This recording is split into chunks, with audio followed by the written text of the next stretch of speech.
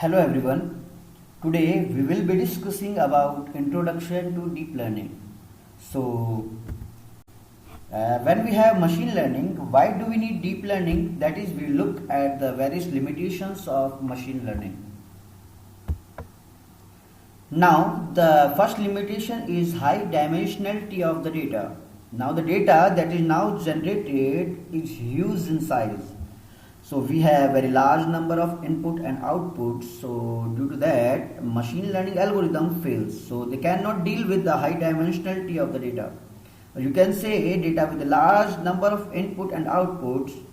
Now there is another problem as well in which it is unable to solve the crucial AI problems, which can be natural language processing, image recognition, and things like that. Now, one of the biggest challenges with machine learning model is feature extraction. Now, let me tell you that what are features. Since statistics, we consider feature as a variable, but we talk about artificial intelligence. These variables are nothing but deep features. Now, what happens because of that? The complex problem, which is object recognition or handwriting recognition, becomes a huge challenge for machine learning algorithm to solve.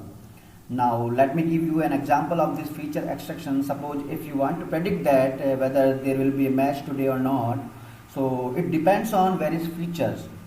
It depends on whether the weather is sunny, whether it is windy, all those things. So we have provided all those features in our data set, but we have forgotten one particular feature, that is humidity.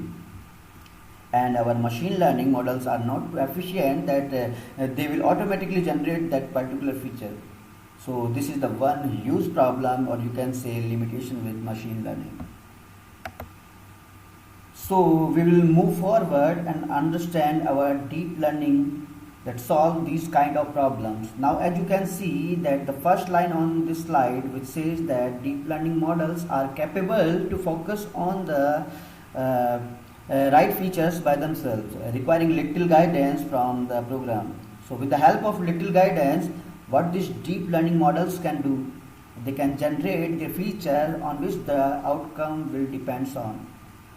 And at the same time, it also solves the dimensionality problem as well.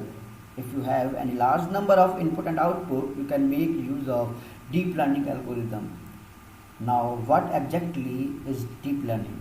Again, since we know that it has been evolved by machine learning, and machine learning is nothing but a subset of artificial intelligence, and the idea behind AI is to imitate the human behavior. The same idea is for the deep learning as well as to build learning algorithms. Now let's move forward and understand deep learning, what exactly it is.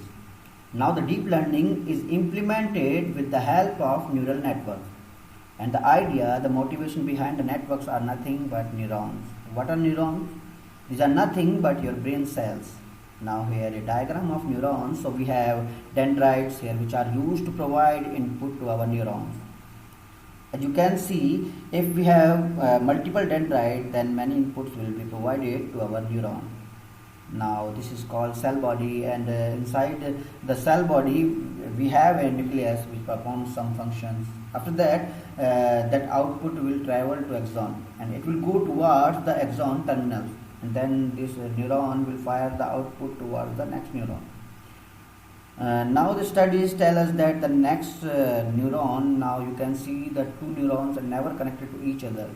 There is gap between them, so that is called a synapse. So this is how basically a neuron works, and on the right hand side of your side you can see an artificial neuron. Now let me explain that. So what here? Similar to neurons, we have multiple input. Now these inputs will be provided to a processing element like a cell body, and over here the processing element, what will happen? Summation of your input and weights. So now when it moves on, then what will happen? This input will be multiplied with our weights. So at the beginning, what happens? These weights are randomly assigned. So what will happen if I take the example of x1? So x1 multiplied by w1 will go towards the processing element. Similarly, x2 and w2 will go towards your processing element. and similarly the other inputs as well, and then summation will happen which will generate a function of x, that is fx. After that comes the concept of activation function. Now what is activation function? It has nothing but in order to provide a threshold. So if output is above the threshold, that only the neuron fire, otherwise it won't fire.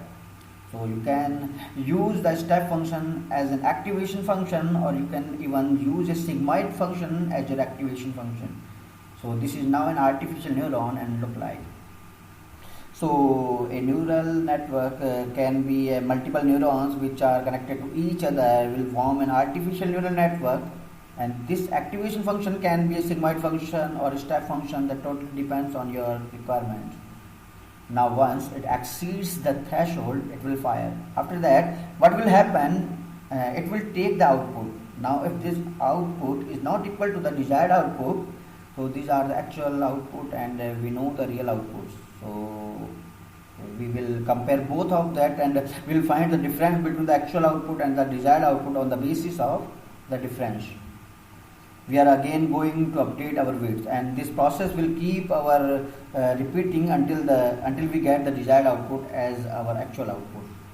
Now this process of updating weight is nothing but your backpropagation method. So this is the neural network in a nutshell. Now let me tell you guys, this is just an introduction session to deep learning, just to explain you how it actually emerged, the reason it came into existence, and a little bit introduction about how it actually works. So we will move forward and understand what's our deep networks. So basically deep learning is implemented by the help of deep networks. And deep networks are nothing but neural network with multiple hidden layers. Now what are hidden layers?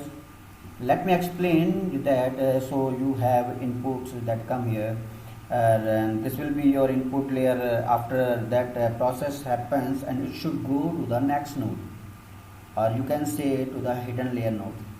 So this is nothing but your hidden layer. So every node is interconnected.